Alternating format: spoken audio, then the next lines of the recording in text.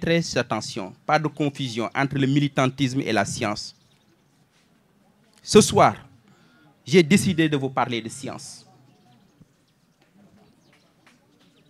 J'ai décidé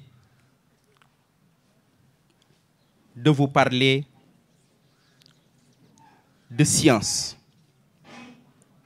Et en tant que philosophe politique, comment j'appréhende les différentes manifestations politiques ici et ailleurs.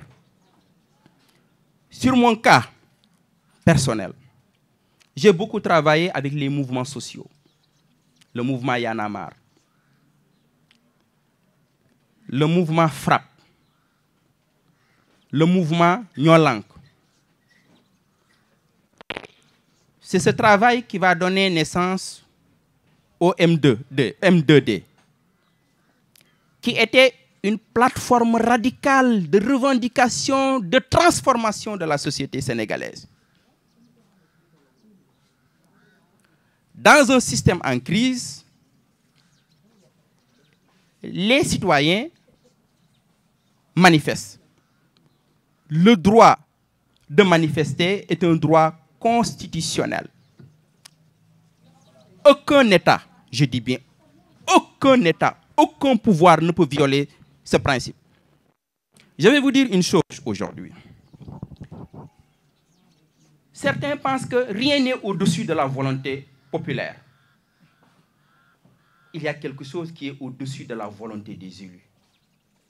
L'Assemblée nationale aujourd'hui ne peut pas se réunir et voter certaines lois. Vous savez qu'est-ce qui est au-dessus de la volonté des élus? C'est l'état de droit.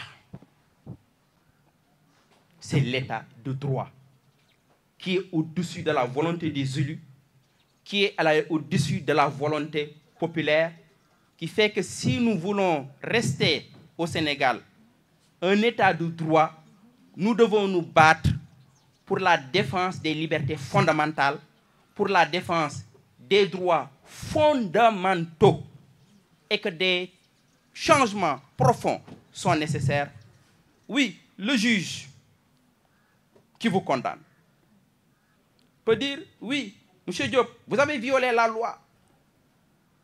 Mais il faut aller au-delà de la violation de la loi. C'est ça que le professeur Djibril Samb appelle l'état légal. L'état légal. On le sait aujourd'hui, il y a certaines lois scélérates qui sont encore dans nos constitutions, qui sont encore dans le code pénal, qui ne sont pas changées. Devant n'importe quel juge, il va vous condamner. Et tout le monde sait que ces lois ne sont pas conformes aux aspirations de l'état de droit. Nous devons nous battre pour la transformation de ce système pour avoir un État conforme aux droits et aux aspirations de justice, de liberté et de dignité du peuple. Docteur, depuis un certain temps, on assiste à une forme d'affaissement de